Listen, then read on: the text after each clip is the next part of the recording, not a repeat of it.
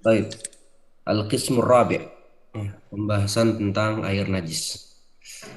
Bismillahirrahmanirrahim. Assalamualaikum warahmatullahi wabarakatuh. Assalamualaikum warahmatullahi Waalaikumsalam warahmatullahi wabarakatuh. Alhamdulillahi wa kafa wassalatu wassalamu ala nabil mustafa alladzi la yantiqu 'anil hawa in huwa illa wahyun yuha wa ala alihi ahli sidqi wal wafa amma ba'd.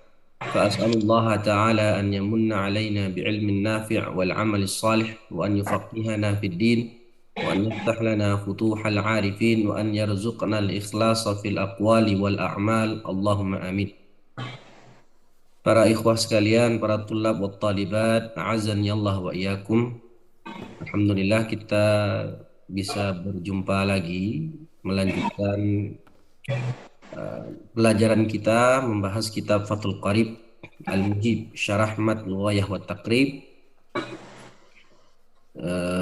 yang mana pekan lalu kalau saya tidak salah kita sudah selesai membahas jenis air yang kedua, yaitu air tahir, dan sudah kita jelaskan perbedaan antara air tahir yang musta'mal dengan air tahir yang mukhalid. Dan yang berikutnya kita akan bahas adalah jenis air yang ketiga, ya, atau yang keempat menurut pembagian dari Abu Suja rahimahullahu taala. Wal qismur rabi' ma'un najis, air yang najis atau air yang ternajisi. Ai mutanajjis, ya, artinya air yang ternajisi. Wa huwa qisman, dan air najis atau air yang ternajisi terbagi menjadi dua. Ada yang qalil, artinya kurang dari 2 kulah.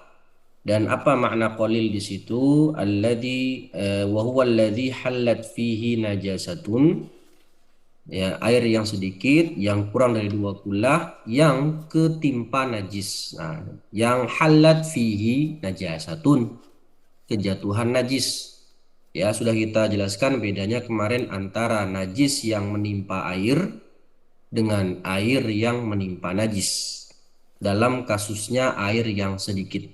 Jika air yang menimpa najis, maka air tersebut bisa mensucikan najis. Sedangkan jika sebaliknya, najis yang menimpa air atau yang jatuh ke dalam air, jika air itu sedikit, maka air itu langsung dihukumi najis, baik berubah sifatnya ataupun tidak. Taghayyara amla, baik dia berubah salah satu sifatnya atau tidak. Wa huwa ay wal halu annahu ma'un dunal kullatain. Dan air yang sedikit adalah ketika kondisinya air tersebut volumenya kurang dari 2 kulah. Dan 2 kulah itu ulama banyak yang memperdebatkannya, tapi kita ambil jalan tengah saja, kira-kira lebih kurang 200 liter.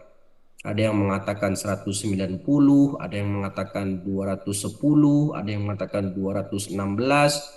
Tapi ala kulli hal, ya, lebih kurang air 2 kulah adalah 200 liter. Wa yustatna min hadzal qismi al-maitatu allati la dama laha sa'ilun 'inda qatliha. Jadi dikatakan air yang sedikit tertimpa najis maka otomatis najis. Cuman di sini beliau alias pensyarah Ibnul Qasim Al-Ghazi rahimahullah menyebutkan ada pengecualian. Dia tertimpa najis tapi tidak najis airnya. Ada beberapa pengecualian yang najisnya ini dimaafkan kalau jatuh ke dalam air yang sedikit. Apa contohnya? Al-maitatul lati la dama laha sa'ilun 'inda qatliha, yaitu bangkai, ya, bangkai yang tidak mempunyai darah yang mengalir ketika dibunuh. Au syaqqi udwin minha, atau ketika tubuhnya itu dipotong atau dibelah. maka tidak akan ada darah yang mengalir. Seperti apa contohnya? Az-zubab. Apa makna zubab? Ya, apa? Lalat ya. Dan contoh yang lain seperti al-ba'ud, nyamuk, al-wazagh, cicak, an-nahlah, ya, an-nahlah, eh, semut, dan yang lain. Jika Jadi kita punya kaidah dalam fikih Syafi'i, itu ada kaidah kullul maitat najisah. Semua bangkai itu dihukumi najis kecuali tiga. Illal adami was samak wal jarat. Maka bangkai lalat itu najis, bangkai semut itu najis, bangkai cicak najis, ya, bangkai nyamuk juga najis. Tetapi najisnya ini termaafkan kalau jatuh ke dalam air yang sedikit. Illam tutrah fihi, jika tidak sengaja untuk dimasukkan ke air. Jadi bedakan dengan ada lalat yang jatuh ke dalam air, kemudian kata Nabi kan falyaghmishu, ya, dibenamkan lalat tadi, supaya karena satu sayapnya itu berisi racun, satu sayapnya lagi berisi obat racunnya atau penawar racunnya. Lalat yang jatuh ke dalam air dalam kondisi hidup, kemudian kan jangan langsung dibuang kata Nabi, tapi dibenamkan. Nah, ketika kita membenamkan lalat tadi, ya kondisinya kan dia bisa mati karena kita benamkan ke dalam air. Mati dia, tapi meskipun bangkai lalat tadi kita benamkan, ya jadi bangkai dia ketika kita masukkan ke dalam air, lalu kita buang. Air itu tetap dihukumi suci karena lalat adalah bangkai yang tidak mempunyai darah yang mengalir, begitu pula seperti nyamuk dan yang lainnya. Semua bangkai dihukumi suci, semua bangkai itu najis. Kullul maitat najisah kecuali tiga jenis, yaitu al-adami, manusia, kemudian as-samak, ikan, wal jarat, dan belalang. Ya, untuk itu dhabit fiqhi, ya, dhabit fiqhi. Beda antara dhabit dengan kaidah. Kalau dhabit itu dia hanya terbatas pada bab tertentu saja, dhabit. Sedangkan kaidah itu bisa mencakup bab-bab lain. Punten Ustadz, kalau belalang itu gimana itu? Maaf. Belalang apakah dia mempunyai, kalau kita potong kakinya atau belalang itu juga, dia bahkan belalang itu tidak najis malah bangkainya. Tidak Karena najis, kecualian. Iya, tidak najis. Itu bahasa Arabnya gimana Ustadz? Tidak terdengar jelas oleh saya. Maaf. Baik. Tadi ada kullul maitat najisah. Ada semua bangkai najis. Kecuali tiga, al-adami. Al-adami itu manusia, kita manusia. Ya, manusia itu suci baik dalam keadaan hidup maupun sudah meninggal. Kemudian yang kedua as-samak, yaitu ikan. Ya. Dan yang ketiga adalah al-jarad. Al-jarad. Al-jarad yaitu belalang. Makasih Ustadz. Sama-sama Mas Justin. Dan perlu diketahui as-samak di sini bukan ikan yang bukan khusus ikan ya. Ya, bukan cuman ikan as-samak di sini. Artinya hewan laut atau hewan yang hidupnya di air. Jadi kalau begitu belut itu bangkainya najis apa tidak? Belut nggak najis karena kan belut mayoritas hidupnya di air, ya, hewan air. Jadi as-samak di sini bukan khusus ikan yang kita kenal, tapi maksudnya adalah hewan yang habitatnya adalah di air. Baik, maka kalau tadi lalatnya yang jatuh ke air, bukan kita yang nyemplungin. Kita ada punya gelas, kemudian ada bangkai lalat di dekatnya. Kita ambil bangkai lalat tadi, kita masukin ke dalam gelas yang berisi air. Maka kalau begitu tidak dimaafkan alias najis. Karena kita yang sengaja memasukkannya ke dalam gelas. Beda kalau lalatnya yang jatuh sendiri. Jadi kalau begitu baru dimaafkan. Sedangkan kalau kita yang sengaja memasukkan bangkai lalat tadi ke dalam gelas, maka air dalam gelas langsung ternajisi. Karena bangkai lalat itu dihukum najis. Walam tughayyirhu, selama tidak merubah sifat air. Ya, kalau yang jatuh lalatnya misalnya 5 atau 6, ya banyak yang lalatnya jatuhnya banyak gitu. Meskipun tadi bangkai hewan yang tidak mempunyai darah yang mengalir, tapi kalau jatuh ke sebuah wadah yang berisi air sedikit hingga merubah sifatnya, seperti berubah warna airnya misalnya, maka ya ulama sepakat air kalau sifatnya berubah gara-gara najis ya maka auto najis, baik air sedikit maupun air banyak. Itu pengecualian najis yang pertama. Yang kedua, wakadzan najasatul lati la yudrikuha tarf. Najis yang tidak terlihat oleh at-tarf, yaitu oleh mata. Artinya najis yang sangat amat kecil. Ya, di antara ulama itu ada yang menyebutkan seperti apa contohnya najis yang kecil yang tidak kelihatan oleh mata itu. Najis yang menempel di kaki lalat misalnya.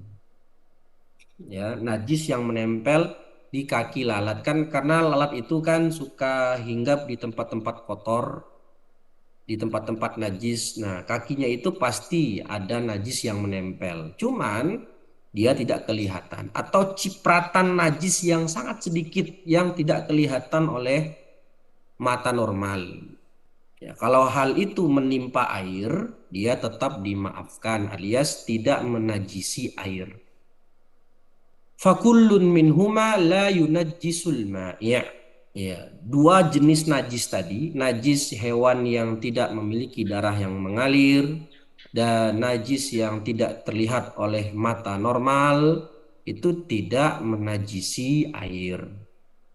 Wa yustathna aidan, dan dikecualikan juga suwarun mazkuratun fil mabsutat, ada contoh-contoh najis lain yang dimaafkan itu di dalam kitab-kitab yang lebih tebal. Di sini hanya disebutkan 2 saja karena ini adalah kitab untuk pemula. Nah, insyaallah kedepannya ya kalau membaca kitab yang lebih tebal, yang lebih lengkap atau yang lebih besar-besar itu kita akan menemukan contoh-contoh lain selain 2 yang disebutkan oleh Imam Ibnu Qasim Al-Ghazzi rahimahullahu ta'ala. Baik, itu air yang sedikit. Kemudian wa asyara lil qismi tsani min al qismi ar-rabi' biqaulihi aw kana katsiran kullataini fa aktsar fataghayyara yasiran aw katsiran. Nah, sekarang tadi kan air yang sedikit yang kurang 2 kulah. Maka yang kedua adalah air yang banyak, yaitu 2 kulah atau lebih. Maka fataghayyara yasiran aw katsiran, kalau najis menimpa air yang banyak, kalau terjadi perubahan dari air yang banyak tadi, meskipun perubahannya sedikit, maka air itu langsung dihukumi air yang mutanajis. Ini beda dengan air tohir kemarin, ya, atau air tohur kemarin. Kalau air tohur, air mutlak, kejatuhan benda suci. Kalau air tohur tadi perubahannya tidak terlalu signifikan alias masih bisa disebut air, jadi perubahannya cuma sedikit, masih bisa disebut air, maka dia masih dihukumi air mutlak alias suci mensucikan. Seperti misalnya punya air putih segelas ini, lalu kejatuhan setetes atau 2 tetes teh manis, apakah merubah warna airnya? Iya merubah, tapi perubahannya sedikit. orang tetap menyebutnya ini air putih atau air mutlak. Maka apakah hukum bersuci dengan air tersebut? Ya tetap boleh, tohur, suci mensucikan. Nah, bedanya dengan air najis, kalau dia berubah sifatnya, meskipun perubahannya sedikit, maka langsung dihukumi najis. Ya, itu air yang kathir, air yang 2 kullah atau lebih jika tertimpa najis. Wal kullatani khamsu mi'ati ritlin bil Baghdadi.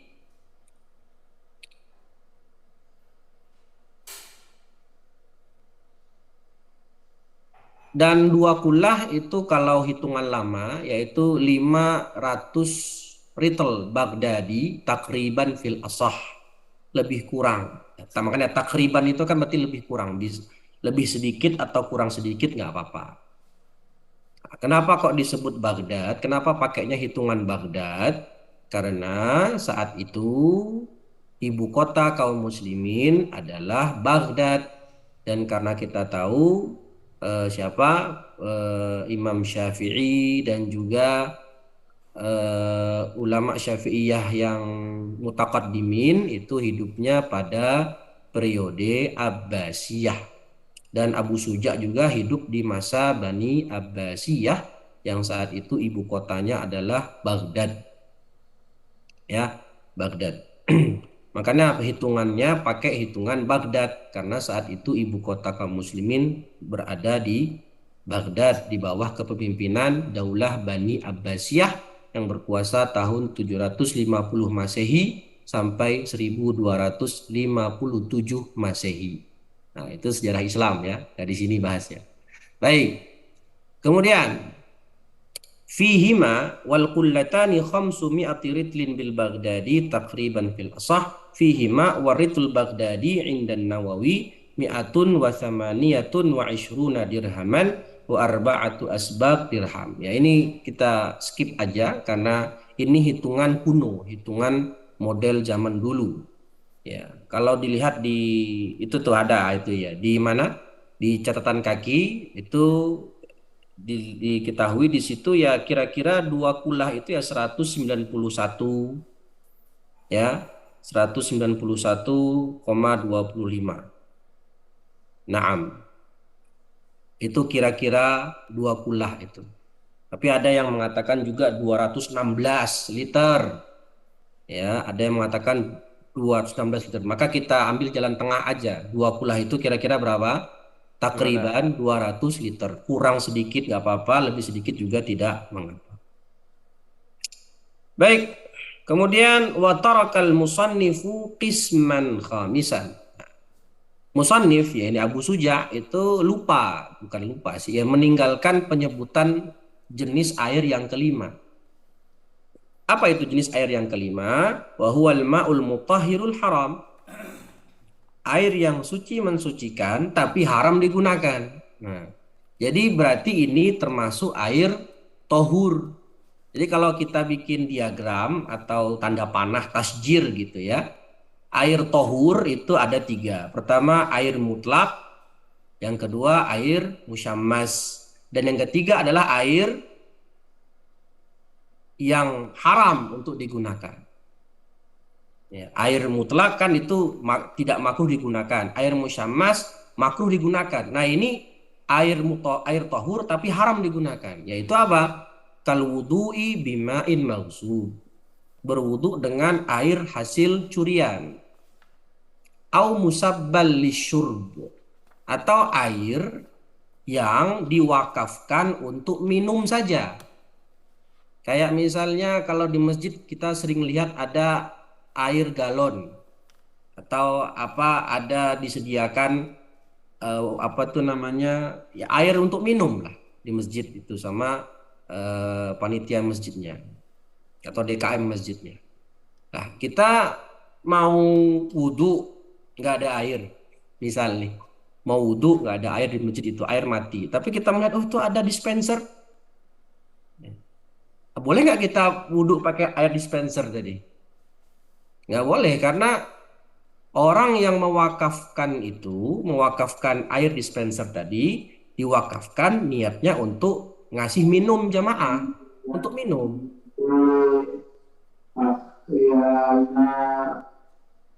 Kalau seperti di Masjidil Haram, apakah tidak boleh kita pakai wudhu dengan air zam-zam? Di mana dulu air zam-zamnya? Kalau air zam-zam yang disediakan di kiri kanan itu, ya itu kan memang disediakan ada dispensernya, ada yang dingin, ada yang hangat kalau saya tidak salah, ada yang biasa. Terus ada gelas. Kalau kita wudhu pakai air itu, ya jangan. Kenapa? Karena itu disediakan untuk minum. Tapi kalau mau wudhu dengan air zam-zam yang ada di keran, itu boleh.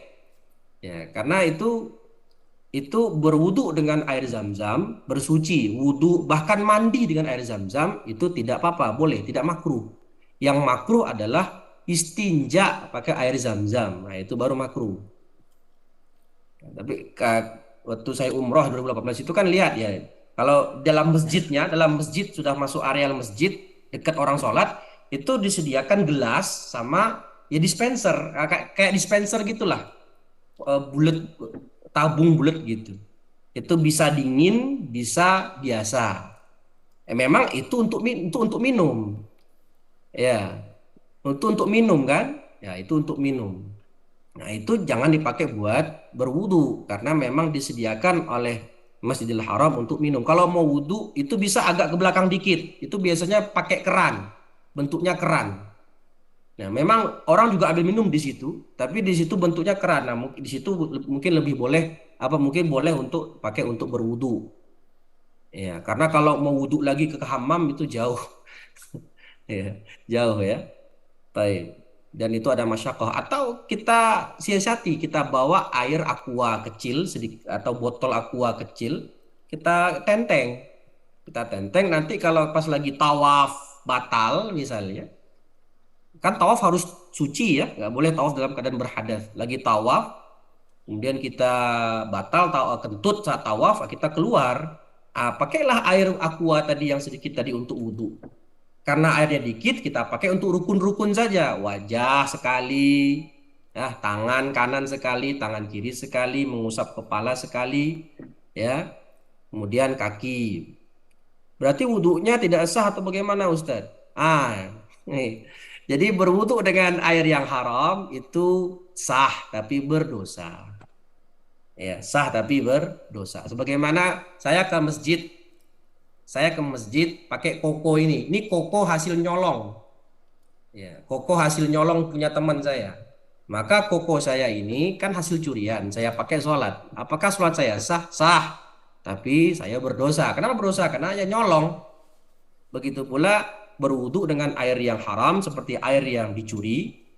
Itu mencurinya yang haram. Tapi airnya tetap statusnya suci, mensucikan. Maka wudhunya sah, dipakai buat sholat juga sah. Tapi dia terkena dosa apa? Dosa mencuri tadi. Begitu ya, wallahu a'lam bishawab. Kemudian ada tambahan sedikit permasalahan di luar yang disebutkan oleh musannif, yaitu bagaimana kasusnya kalau selain air, cairan selain air. Seperti madu, susu, minyak zaitun, ya, atau teh, kopi, pokoknya cairan, maknya selain air. Itu dalam mazhab Syafi'i ada dhabit hukmul ma'i'at kal ma'il qalil. Hukmul ma'i'at kal ma'al qalil. Semua hukum cairan selain air itu dihukumi seperti air yang sedikit. Maksudnya bagaimana? Air yang sedikit kalau tertimpa najis maka auto najis. Selama najisnya bukan najis yang dimaafkan sebagaimana yang disebutkan barusan. Nah, begitu pula cairan selain air tertimpa najis, baik dia sedikit maupun banyak, maka dia ternajisi. Ya. Misal ada galon isinya susu atau ada tong isinya susu atau madu misalnya, atau minyak zaitun atau apalah. Nah, ternyata tong tadi kejatuhan tikus. Nah, kejatuhan tikus dan tikusnya mati jadi bangkai. Nah, tikus kan najis bangkainya, dan tikus itu bangkainya tidak dimaafkan. Maka apa hukum air cairan susu yang ada di tong tadi? Misalnya di tong tadi susunya jumlahnya 400 liter. Banyak. Ya, 20 pasti, 20 lebih malah itu. Tapi karena dia bukan air, maka dia dihukumi seperti air yang sedikit. Maka kalau ada tong berisi susu atau berisi minyak ketimpa atau berisi yang lain selain air, kemudian ada di sana bangkai, maka dia langsung ternajisi. Itu kaidah dhabit fikhinya, hukmul ma'i'at kal ma'il qalil. Hukum cairan yang lain selain air itu hukumnya seperti air yang sedikit. Wallahu a'lam bishawab. Baik, begitu singkat pembahasan tentang air najis. Air najis ini sahal, gampang. Di antara 3 jenis air, air mutlak, air tohur, air tohir, dan air najis, yang paling gampang itu air najis. Nah, selanjutnya kita masuk ke pembahasan juludul dibagh atau juludul maitah. Taib, faslun. Wa juludul maitati tathuru bid-dibagh illa jildal kalbi wal khinzir wa ma tawallada minhuma aw min ahadihima. Wa azmul maitati wa sya'ruha najisun illal adami. Dan kulit bangkai itu bisa disucikan dengan cara disamak kecuali dua bangkai, yaitu kulit bangkai bangkai anjing dan bangkai babi. Wa ma tawallada minhuma, atau yang diperanakkan dari keduanya atau salah satunya, dan tulang bangkai kemudian bulunya itu najis kecuali manusia. Penjelasannya, faslun fi dzikri syai'in minal a'yan al-mutanajjisah wa ma yathur minha bid-dibagh wa ma la yathur. Ya, ini pembahasan tentang sesuatu atau benda yang najis, wa ma yathuru minha bid-dibagh, dan apa yang bisa disucikan dengan cara disamak dan apa yang tidak bisa disucikan dengan cara disamak. Ya. Jadi tadi kita sebutkan semua bangkai itu najis kecuali 3, manusia, ikan, dan belalang. Kemudian disebutkan pula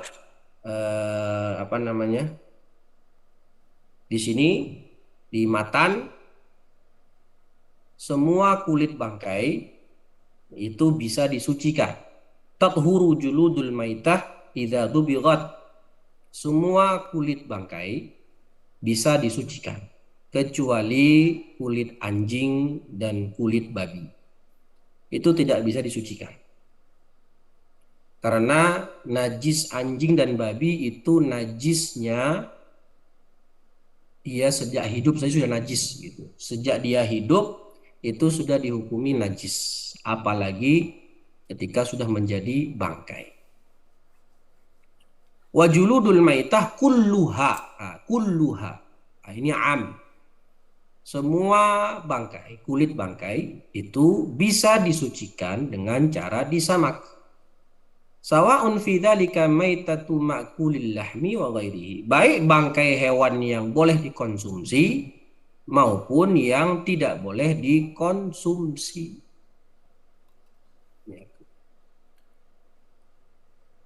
Bagaimana cara kaifiyahnya? Maka disebutkan berikutnya kaifiyah. Tata cara menyamak. Pertama, an yunza'a fudulul jildi mimma yu'affinuhu min damin wa nahwihi bisyai'in hirrif. Yunza', dicabut atau dihilangkan sisa-sisa lemak atau sisa-sisa daging yang menempel di kulit itu, yang bisa membuatnya berbau busuk, yu'afinuhu. Kalau kita bersihkan itu, nanti kulitnya itu bisa berbau busuk. Karena tadi lemak-lemaknya masih ada, daging-dagingnya masih nempel sedikit, dan darah-darah yang ada masih ada. Itu dihilangkan. yunza, karena kalau nggak dihilangkan bisa yu'affinuhu, bisa nanti baunya bau busuk. Nah, menghilangkannya pakai apa? Dikatakan oleh beliau, bisyai'in hirrif, sesuatu yang menyengat atau yang pedas di lidah.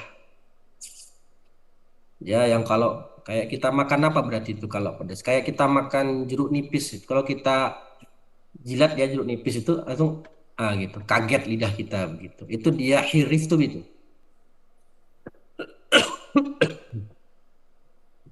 Seperti apa contohnya? Kaafsin, ya, delima, atau tadi lemon, ya, yang dia itu pedas di lidah, membuat lidah kita kaget kalau mengecapnya. Walau kana al-hirrifu najisan, meskipun hirrif tadi, benda hirrif tadi najis. Seperti zarqi hamam. Zarq itu kotoran burung. Zarqi hamam, kotoran burung. Jadi ad-dibagh, ya,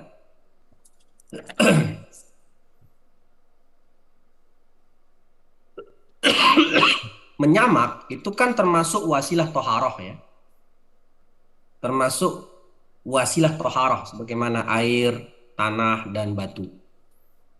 Nah, bedanya dalam menyamak kulit bangkai itu material yang dipakai boleh material yang sifatnya najis.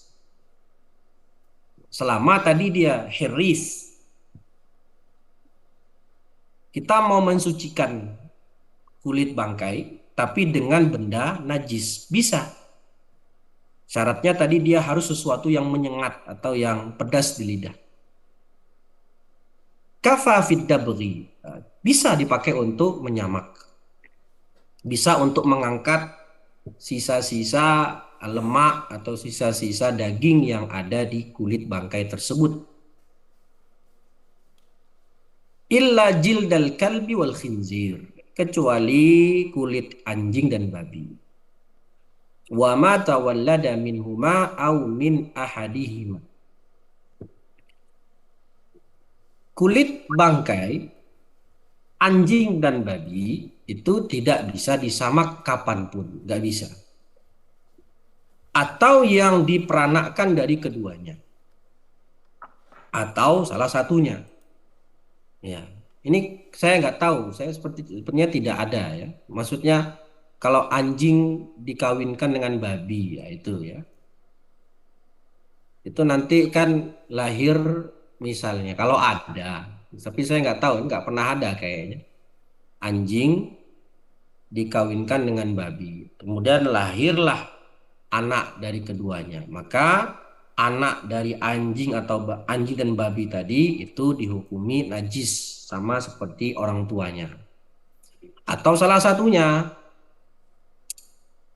babi dikawin silang dengan sapi misalnya, atau anjing dikawin silang dengan kambing misalnya, kemudian lahirlah anaknya, maka anaknya ini juga dihukumi najis ain yang tidak bisa kulitnya untuk disamak. Maka dikatakan di situ kecuali kulit anjing dan babi atau yang lahir dari keduanya atau dari salah satunya ma'a hayawanin tahir, jika dikawinkan dengan hewan yang suci seperti kambing, sapi, dan yang lain. Fala yathuru bid-dibagh, maka tidak bisa disucikan kulitnya dengan cara disamak. Wa 'azmul maitati wa sya'ruha najisun. Nah, bangkai itu yang najis apanya? Apakah hanya kulitnya saja? Tidak. Ya, bangkai itu al-maitatu najisatun bi jami'i ajzaiha. Yang namanya bangkai, semua bangkai najis kecuali 3 tadi kan. Nah, yang najis apanya? Semuanya, seluruhnya. Seluruh tubuhnya itu najis kalau sudah menjadi bangkai. Tulangnya, Wa azmul maitah, tulangnya maupun sya'ruha, kulitnya, ya, maka dihukumi najis. Wa kadzal maitatu aidan najisah. Nah, bangkai sendiri itu najis. Akan tetapi bagian yang bisa disucikan dari bangkai adalah kulit. Kulitnya ini bisa disucikan. Meskipun dari hewan yang tidak boleh kita konsumsi, seperti kulit singa, kulit harimau, kulit ular misalnya. Kalau dia sudah menjadi bangkai, kulitnya bisa kita ambil dan kita samak, maka menjadi suci. Ketika sudah suci, bisa kita pergunakan untuk memproduksi barang, seperti membuat sepatu kulit, tas kulit, sabuk kulit, dan lain-lain. Wa urida biha. Dan yang dimaksud dengan bangkai di sini apa? Apa itu bangkai? Az-zailatul hayah bi ghairi zakatin syar'iyyah, yaitu hewan yang mati, yang hilang nyawanya tanpa sembelihan yang syar'i. Apa maksud sembelihan yang syar'i di sini? Yaitu sembelihan yang dilakukan oleh dua orang, yaitu muslim atau ahli kitab. Muslim atau ahli kitab. Ya, berarti kalau sembelihan non-muslim yang bukan ahli kitab, itu statusnya tetap bangkai, haram untuk dimakan. Sedangkan sembelihan ahli kitab itu boleh untuk dikonsumsi. Fala yustathna hina idin janinul mudzakkah idza kharaja min batni ummihi maitan. Maka ya tidak dikecualikan jika kita menyembelih hewan yang lagi hamil, kemudian ketika sembelih sapi yang lagi hamil, kemudian janinnya pun ikut mati di dalam perut ibunya itu, maka hukumnya suci. Ya, hukumnya suci seperti induknya, karena induknya kita sembelih secara syar'i, maka dia termasuk hewan yang suci, boleh dikonsumsi, tidak najis karena bukan bangkai. Karena bangkai adalah kalau dia mati tanpa sembelihan yang syar'i. Berarti mafhum mukhalafahnya, kalau hewan tadi disembelih dengan cara syar'i, maka statusnya bukanlah bangkai tapi suci. Li'anna zakatahu fi zakati ummihi. Nah, ini teks hadis ya. Karena sembelihan si janin tadi itu ikut sembelihan induknya. Wa kadza ghairuhu minal mustathnayat al-madhkurati fil mabsutat, dan begitu pula yang lainnya yang dikecualikan dalam masalah ini itu disebutkan dalam kitab-kitab yang lebih tebal. Baik. Thumma istathna min sya'ril maitati qaulahu illal adami. Ya, illal adami, kecuali manusia, ai fa inna sya'rahu tahirun kamaitatihi. Tidak hanya kulitnya atau tidak hanya rambutnya saja manusia itu suci, tapi seluruh tubuh manusia itu suci. Walaqad karramna bani Adam, kata Allah. Manusia bangkainya suci. Meskipun dia non-muslim, bangkainya suci. Tidak hanya rambutnya saja atau kulitnya saja, tapi seluruhnya. Seluruh tubuh manusia yang sudah wafat itu dihukumi suci. Jadi dari sini kita menemukan beberapa dhabit ya. Beberapa dhabit fiqhi.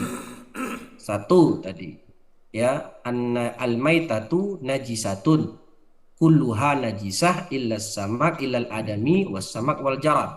Semua bangkai itu dihukumi najis kecuali manusia, ikan, dan belalang. Kemudian dhabit yang kedua adalah al-maitatu najisatun bijami'i ajzaiha.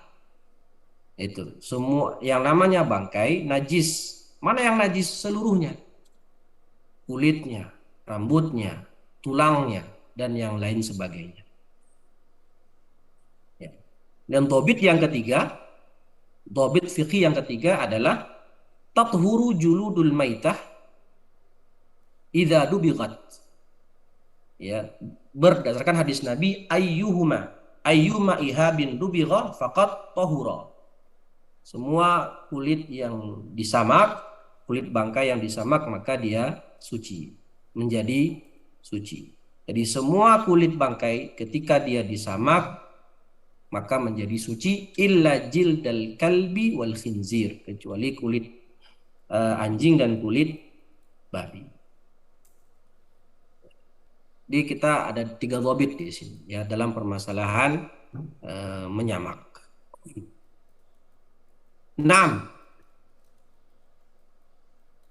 Berikutnya, pembahasan berikutnya adalah faslun. Atau sedikit tambahan dari terkait pembahasan tentang dibag tadi. Itu dalam kitab Al-Imta' disebutkan syarat menyamak itu ada 3. Pertama, dihilangkan fadlatnya tadi. Ya, fadlat itu lemak atau darah atau daging-daging yang masih menempel dengan benda hirif. Kemudian yang kedua, an yatiba nafsal jildi, ya, kulitnya itu setelah disamak dibersihkan, dicuci lagi. Kenapa dicuci lagi? Karena tadi menyamak itu boleh dilakukan dengan benda yang najis seperti kotoran burung. Maka setelah kita samak, kita bersihkan kulit-kulit yang tersisa atau daging atau lemak yang tersisa dengan benda hirif. Setelah bersih, kita cuci. Setelah kita cuci, an yakuna masiruhu bihaitsu law naqa'a fil ma lam yu'addu ilaihil fasad wan natat. Nah, tanda samak kita itu berhasil, tanda menyamak kita itu sukses adalah kulit yang sudah disamak tadi. Coba kita masukkan ke dalam air, kita rendam dalam ember misalnya, kemudian kita tunggu beberapa saat. Apakah nanti kulit itu akan berbau lagi atau tidak? Berbau busuk atau tidak? Kalau dia tidak berbau busuk, maka berarti menyamaknya sukses. Kulitnya sudah dihukumi sebagai kulit yang suci. Kalau dia masih berbau busuk, berarti menyamaknya belum sempurna, harus diulang lagi. Baik. Itu tambahan terkait dengan menyamak. Kemudian faslun. Ini pembahasan tentang bejana. Ya. Wala yajuzu isti'malu awani adh-dhahabi wal fiddah wa yajuzu isti'malu ghairiha minal awan. Dan tidak diperbolehkan seseorang menggunakan bejana emas dan perak dan boleh menggunakan bejana selain keduanya. Faslun fi bayani ma yahrumu isti'maluhu minal awani wa ma yajuz. Penjelasan bejana mana yang boleh kita gunakan dan mana yang diharamkan. Wa bada'a bil awwali faqala wa la yajuzu fi ghairi daruratin li rajulin aw imra'atin isti'malu syai'in min awani dzahab wal fiddah. Maka disebutkan wa bada'a bil awwal. Ya, wa bada'a bil awwal. Yaitu apa yang bil awwal? Yaitu yang haram, yang tidak dibolehkan. Tidak dibolehkan fi ghairi darurah. Dalam keadaan yang tidak darurat. Berarti mafhum mukhalafahnya, kalau dalam keadaan darurat boleh menggunakan bejana tersebut, bejana emas dan perak. Karena kaidah fikih ad-darurat tubihul mahdhurat. Tapi selama dalam keadaan normal itu tidak diperbolehkan, baik bagi laki-laki atau perempuan, menggunakan bejana yang terbuat dari emas dan perak. La fi aklin. Tidak boleh menggunakannya untuk makan, piring misalnya. Wala fi syurbin, atau untuk minum. Wala fi ghairihima, atau dalam penggunaan yang lain. Jadi penggunaannya mutlak haram, untuk apapun tidak boleh. Baik untuk makan, baik untuk minum, untuk mencuci baju, untuk mandi, untuk dan yang lain lah. Pokoknya segala bentuk penggunaan terhadap bejana emas dan perak tanpa dalam keadaan darurat itu diharamkan. Wa yahrumu wa kama yahrumu isti'malu ma dzukir yahrumu ittikhadhuhu min ghairi isti'malin fil asah. Sebagaimana diharamkan penggunaannya dari yang telah disebutkan, yaitu untuk makan, untuk minum dan yang lainnya, maka haram juga ittikhadz. Apa itu ittikhadz? Ittikhadz itu menyimpannya min ghairi isti'mal, meskipun tidak dipakai, fil asah, menurut pendapat yang paling asah. Nah, kalau kita menemukan kalimat dalam fikih Syafi'i itu fil asah, berarti di sini ada khilaf. Khilafnya kenceng, kuat. Beda kalau kalimat wa fis sahih. Nah, kalau kalimat fis sahih itu khilafnya dhaif. Kalau kalimat fil asah berarti lawannya sahih. Kalau fis sahih lawannya dhaif. Nah, di sini ada khilaf yang kuat di kalangan Syafi'iyah. Tapi yang paling asah dan ini yang mu'tamad dalam madhab, menggunakan bejana yang terbuat dari emas dan perak itu haram, maka menyimpannya juga haram. Ma haruma isti'maluhu haruma ittikhadhuhu, itu kaidahnya. Apa yang diharamkan untuk dipakai, untuk dipergunakan, haram juga untuk disimpan. Wa yahrumu aidan isti'malul ina al-matli bi dhahabin aw fiddah in hasala min at-tila'i syai'un bi 'ardihi 'alan nar. Haram juga menggunakan benda atau bejana yang dilapisi oleh emas. Jadi dia bukan emas murni tapi lapisan. Al-matli, yang dilapisi oleh emas atau perak. Yang haram bagaimana? In hasala minat tila syai'un bi'ardihi 'alan nar. Yang mana kalau lapisannya itu tebal. Artinya kalau ada gelas dilapisi emas tebal, lapisannya banyak. Kalau kita dekatkan ke api atau kita panaskan di api, maka lapisan itu bisa mencair, alias banyak. Karena banyak jadi dia mencair lepas dari gelas tersebut. Nah, kalau lapisannya tebal atau lapisannya banyak, ya maka haram juga.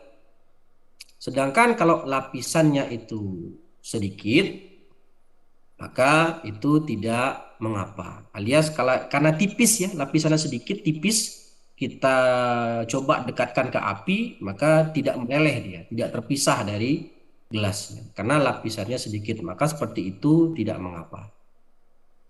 Wa yajuzu isti'malu ina'i ghairihima ghairi dhahab wal fiddah. Nah, bagaimana menggunakan bejana selain bejana emas dan perak? Boleh, yajuz. Ya. Meskipun terbuat dari material yang statusnya lebih mahal daripada emas dan perak, seperti ya minal awani an-nafisah, dari bejana yang terbuat dari material yang nafisah, yaitu yang mahal, bernilai tinggi. Seperti apa? Kainai yakut, bejana yang terbuat dari yakut, mutiara misalnya, atau intan berlian. Ya. Boleh, tidak masalah. Karena yang diharamkan cuma emas dan bejana emas dan perak. Wa yahrumul ina'ul mudabbab. Haram juga menggunakan ina yang mudabbab. Mudabbab itu apa? Yang ditambal. Ada gelas, kemudian bolong, bawahnya bolong atau atasnya pecah. Jadi dia bentuknya nggak bagus lagi. Nah, mau kita tambal supaya bagus. Kita tambal pakai tambalan emas atau tambalan perak. Itu hukumnya bagaimana? Itu ada rincian. Wa yahrumul ina al-mudabbab bi dabbatin fiddah kabirah urfan lizinah. Nah, kalau dia tambalannya itu adalah perak. Peraknya ini besar, lizinah. Tambalannya itu besar. Dan tambalannya itu dari perak, dan dia ditambal untuk hiasan saja, bukan untuk hajah, untuk tambalan dari perak dan untuk zinah, untuk hiasan. Maka apa hukumnya? haram juga. Fa in kanat kabirah lil hajah. Nah, bagaimana kalau tambalannya terbuat dari perak dan ukurannya besar, tapi karena hajat, karena mungkin gelasnya itu lubangnya gede, pecahnya besar, sehingga perlu ditambal dengan ukuran perak yang besar, tapi karena ada hajat, ya, maka apa hukumnya? Jazat ma'al karohah, artinya makruh. Bagaimana kalau tambalannya itu perak shaghirah urfan lizinah? Secara uruf dia kecil, tapi untuk hiasan, bukan untuk hajah, maka juga makruh, kurihat, sama-sama makruh. Nah, yang terakhir auli hajah fala tukrah. Kalau dobahnya atau tambalan peraknya itu kecil dan untuk hajah, ada hajah di situ karena untuk menambal gelas yang pecah tadi, tapi kecil ukurannya, maka fala tukrah, mubah, boleh. Nah, jadi ada 4 rincian nih kalau bejananya ditambal dengan tambalan perak. Kalau kabirah lizinah, besar dan untuk hiasan saja, bukan ada hajat di situ, maka haram. Kalau kabirah lil hajah, besar dan untuk hajat, maka itu makruh. Shaghirah lizinah, kecil dan untuk perhiasan, untuk hiasan, bukan untuk hajah, makruh juga. Dan yang terakhir shaghirah lil hajah, kecil tapi memang karena ada hajat di situ, maka mubah. Ini kalau tambalannya terbuat atau ya tambalannya itu perak, terbuat dari perak untuk menambal bejana. Nah, bagaimana kalau tambalannya emas? Amma dhabbatuz zahab. Kalau tambalannya itu adalah terbuat dari emas, fatahrumu mutlaqan. Secara mutlak diharamkan. Tidak ada rincian.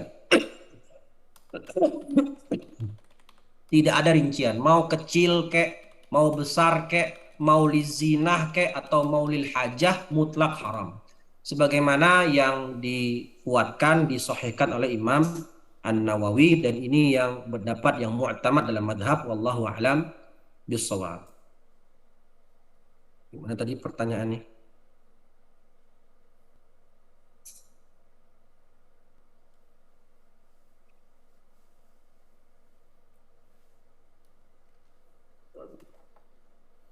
Ustadz, kalau memasang gigi dengan emas atau perak, atau menambal gigi dan dalamnya bahannya ada perak, hukumnya bagaimana? Kasus ini dulu diterapkan dokter gigi, kemudian saat meninggal harus dilepas tambalan gigi yang dicampur dengan bahan. Wallahu alam, ya. Ini kalau untuk nambal yang ada di tubuh itu dibolehkan. Sebagaimana itu sahabat Nabi, kan ada sahabat Nabi itu yang pernah ikut perang, kemudian hidungnya itu kena sabetan pedang sehingga bolong. Ini bagian itu hilang nih. Bagian hidungnya itu kena pedang sehingga ini hilang. Nah, ini kan dia kasihan kan. Nah, kemudian dia tutup, dia tambal hidungnya ini dengan perak pertama. Ternyata bukannya malah bagus, tapi malah tambah parah. Karena semakin membuat kulitnya itu rusak gitu, malah berbau. Maka dia mintanya kalau diganti dengan emas gimana? Boleh sama Nabi, dibolehkan sama Nabi. Jadi di hidungnya ini, hidungnya adalah hidung emas, terbuat dari emas. Maka itu tidak masalah. Maka ini bisa kita sambungkan, kita kiaskan kalau pakai gigi emas, ya.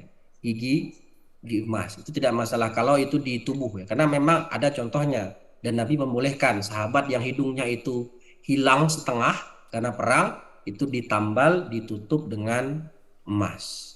Wallahu a'lam. Kemudian tadi apa tadi?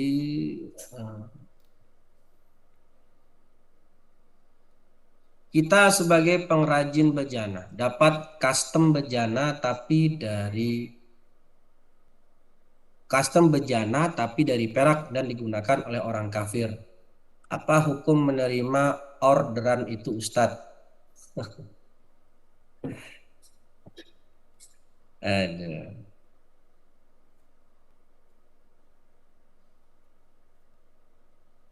Apa ya? Apakah sama dengan kasus eh, apa pembuat roti, pembuat roti atau pengrajin roti menerima orderan dari non Muslim, kemudian dituliskan di situ, tolong dituliskan di kue tadi Merry Christmas misalnya. Ya, sama nggak dengan itu? Kira-kira sama nggak? Sama ya. Karena kita punya kaidah dalam usul fikih itu orang kafir itu juga mukhatabuna bi furu'i syariah. Al-kufar mukhatab, orang kafir itu juga terkena furu' syariat. Orang kafir itu juga terkena perintah sholat.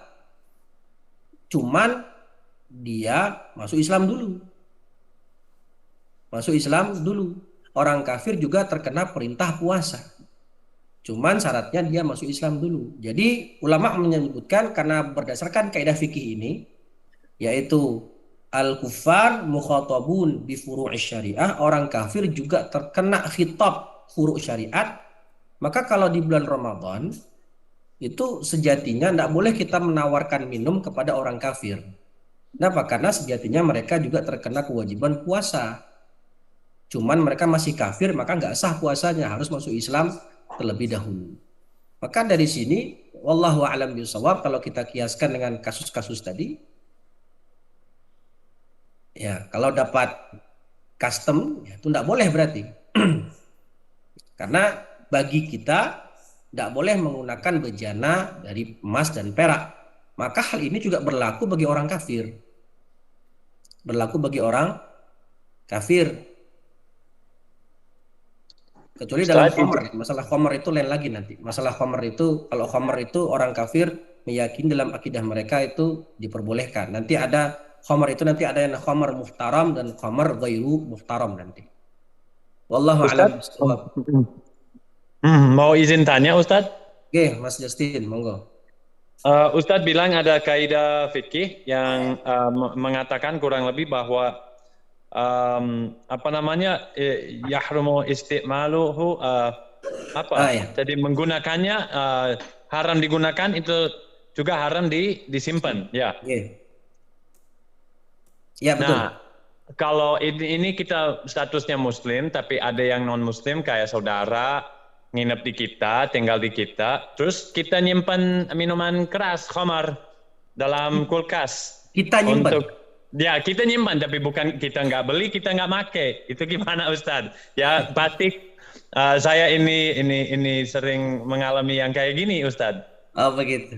Iya, ya bisa. Maksudnya nanti ada saudara datang, ya ini mau minum atau bagaimana itu, Ustadz. Jadi konteksnya saya tidak membeli, saya tidak memakai, tapi tersimpan dalam kulkas saya.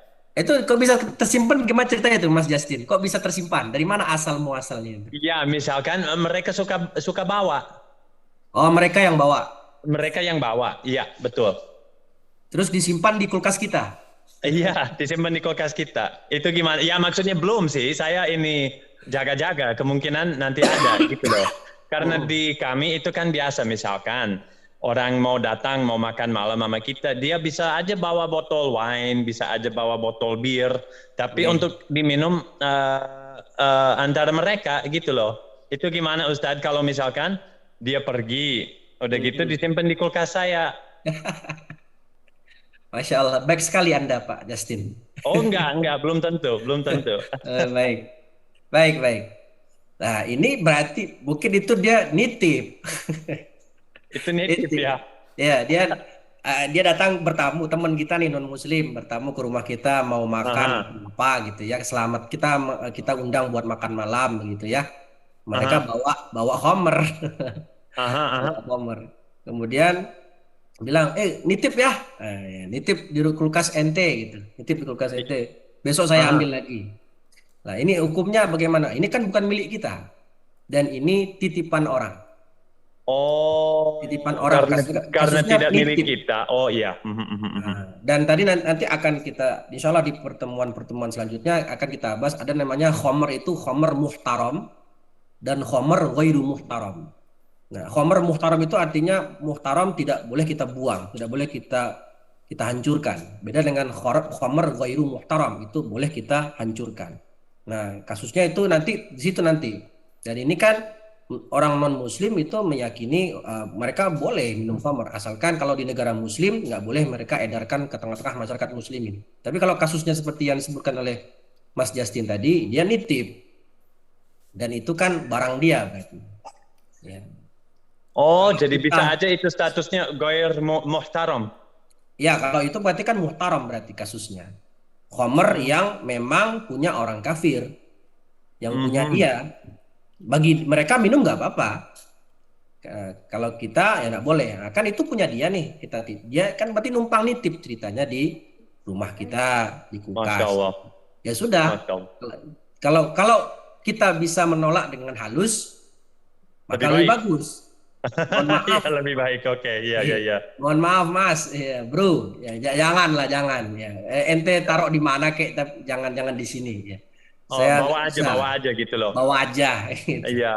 Bawa aja. Kalau bisa begitu maka lebih afdol. Tapi Nah, kalau ini lebih kepada ini bukan dia pergi, Mak. Jadi misalkan ada saudara datang dari Kanada mau nginap gitu. Ah, Jadi dia itu tetap berada di rumah saya, tapi dia menyimpan sesuatu di kulkas saya. Iya. tapi masih ada orangnya kan? Orangnya masih ada. Nah, ya, nggak apa-apa. Itu ya dia nitip gitu. Ya, jangan pula Nah, kita. Masya Allah. Makasih ya Ustaz Jazakumullah. Itu sudah jelas bagi saya. Kemudian kalau yang kedua, kalau boleh nambah. Ya, Nah, betul. orang Muslim tapi masih suka minum. Khomer. Ya, iya. Ya, betul. Masih ada yang kayak gitu. Itu kalau dia membawa minuman ke rumah kita, terus dia taruh di kulkas. Ini belum terjadi loh. Ini belum terjadi. Cuman saya kepikiran bisa saja. Nah, itu bagaimana? Nah, berarti kasusnya beda tadi. Kalau yang non muslim yang bawa khomer, ya itu namanya khomernya muhtaram. Artinya tidak boleh kita hancurkan karena memang bagi mereka halal. Tapi kalau itu orang Islam, Ya, muskilah ini. Muskilah dia berarti muslim yang fasik berarti melakukan betul. dosa besar. Betul. Maka kalau kita tidak bisa beramar ma'ruf nahi mungkar dengan cara menghancurkannya, ya kita nasihati atau bilang jangan dibawa khamr ini, buang, ente yang buang. Tapi kalau kita punya power nih, bisa kita untuk amar ma'ruf nahi mungkar, ya udah ini buang aja, kita yang hancurin. Karena ini jelas yang minum muslim nggak boleh, orang Islam nggak boleh minum khamr dan kita berkewajiban untuk amar ma'ruf nahi mungkar. Jadi saya sah-sah saja bilang, maaf, ente Muslim, itu jangan dibawa ke rumah saya, jangan diminum di rumah saya. Itu bukan sah lagi, harus. Harus, baik, ya, siap, siap. Gitu, Mas Makasih ya Yassin. Ustaz, jazakumullah. Wa iyyakum wa iyyakum. Nah, ini ada satu lagi pertanyaan. Oh ya, apa Ustadz tadi bedanya dobit fikih dengan masail fikih? Bukan, tadi saya sebut dobit dengan kaidah fikih. Kalau dobit itu hanya berlaku di bab tertentu saja. Seperti tadi contohnya, apa kullul maitat najisah illal adami was samak wal jarat.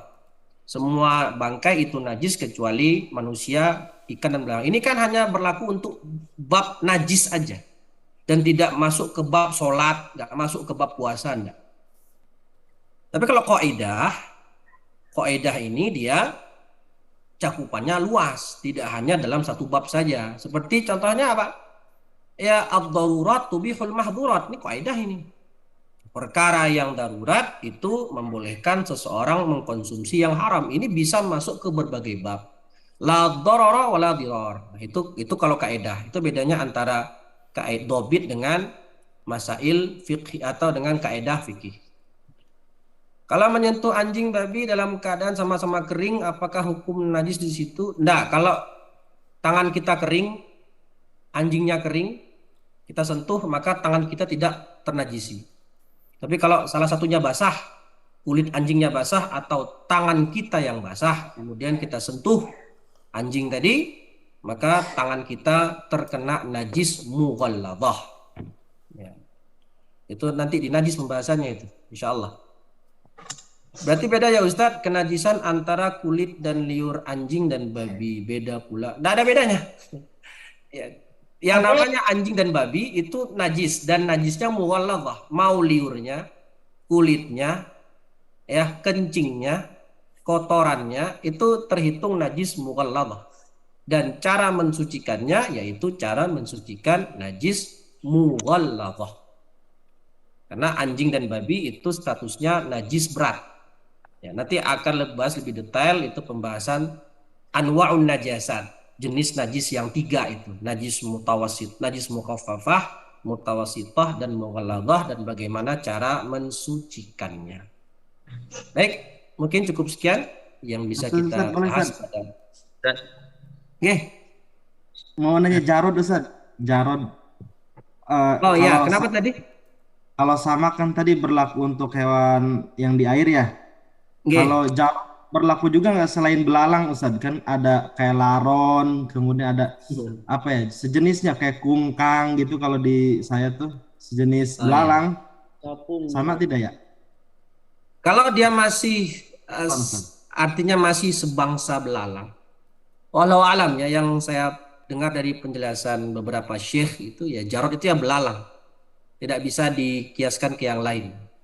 Jadi kalau dia masih wangsa belalang, apa contohnya wangsa belalang? Contohnya apa? Itu ya, cancorang ya? Apa? Cancorang. Capung kali Ustaz.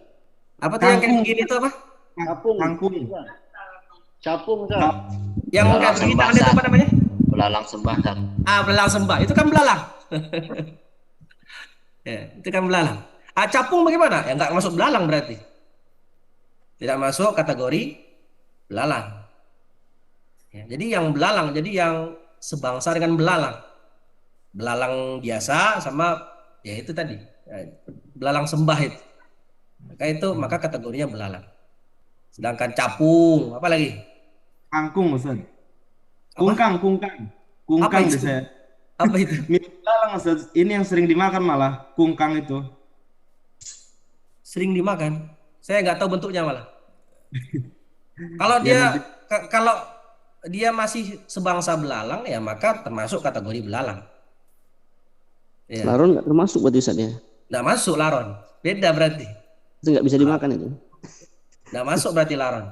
Nah, ada tempat tertentu itu makan laron Ustaz. Tapi ya suka digoreng kan ini betul. Bikin peyek laron. Digoreng laron ya, Masya Allah. Ingin izin bertanya Ustaz. Ya, monggo. Siapa ini? Mas siapa? Rahman Ustaz. Naam, fadhal. Dari penjelasan tadi kan ada beberapa yang disebutkan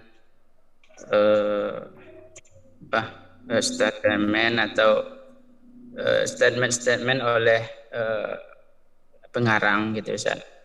Seperti hukum cairan selain air, seperti air yang sedikit gitu Ustaz ya. Kalau kita menjelaskan kepada orang lain mungkin butuh dalil Ustaz gitu. Jadi ada dalil khususnya Ustaz. Ayo. Kemudian yang kedua seperti bangkai najis, semua bangkai najis kecuali bangkai belalang, ikan dan seterusnya. Dalilnya ada enggak Ustaz gitu? Oh gitu. Baik. Ada satu lagi Ustaz yang terakhir ini tentang menyamak tadi, boleh dengan kotoran burung itu. Dalilnya ada Ustaz gitu. Karena kita untuk menjelaskan kepada orang lain supaya lebih meyakinkan butuh dalil juga Ustaz. Terima kasih Ustaz. Baik. Terima kasih Mas Rahman. Saya pribadi kalau hafal enggak terlalu hafal dalilnya. Makanya saya katakan di awal pertemuan itu di dalam pembahasan kitab fikih ada yang memang hanya menuliskan masail fikih saja. Seperti buku Fathul Qorib ini. Jadi beliau hanya menyebutkan masalah fikih, tidak menyebutkan dalil apapun. Dan ada lagi kitab fikih yang lebih menekankan dalil. Nah, Contohnya kitab Kifayatul Akhyar. Itu kitab fikih syarah Abu Suja juga, syarah Matan Ghoyah wa Takrib, tapi berisi dalil. Atau kitab At-Tadhib bi Adillati Matal Ghoyah wa Takrib. Yaitu kitab dari karangan Syekh Mustafa Dib Al-Bugha, itu hanya menjelaskan dalil-dalil dari Matan Abi Suja. Itu mungkin bisa Mas Rahman punya kitabnya, ada terjemahannya, sudah ada. Ya. Kalau saya tadi pertanyaannya, yang saya tahu dalilnya itu cuma satu, yang saya ingat ya. Tapi bukan berarti nggak ada dalilnya, ada dalilnya. Cuman yang saya tahu nih, yang ingat di kepala saya itu tentang kaidah ad-dhabit fikih tadi, al-samak wal jarad. Itu kan hadis Nabi. Ya, betul. Uhillat lana maitatan wad daman, kata Nabi. Dihalalkan bagi kami, yaitu dua bangkai, maitatan wadaman, dan dua darah. Yang bangkai itu apa yang dihalalkan? As-samak wal jarad. Ya, as-samak wal jarad, ikan dan belalang. Nah, manusia dari mana dalilnya kok bisa dikatakan manusia itu bangkainya suci? Ya, dalilnya firman Allah Ta'ala, walaqad karramna bani Adam. Kemudian tadi pertanyaan pertama tentang air hukmul ma'al qalil dan seterusnya, dan yang pertanyaan ketiga itu tentang dengan zarqul hamam, Allah alam ya. Nanti mungkin bisa saya nggak hafal dalilnya, tapi kalau mau dicek nanti bisa dicek di kitab-kitab fikih yang lebih menekankan dalil seperti tadi At-Tadhib atau Kifayatul Akhyar. Bisa dibaca di situ, Mas. Kalau mau beli ada kitabnya, itu ada. Kalau mau saya liatin, ini terjemahannya ada. Nah, ini kelihatannya. Nah, ini kitab terjemah At-Tadhib. Nama judulnya Fikih Islam Lengkap. Ini terjemahan dari kitab At-Tadhib, syarah Matan Ghoyah wa Takrib. Nah, itu di situ isinya dalil-dalil. Bisa dilihat di sana.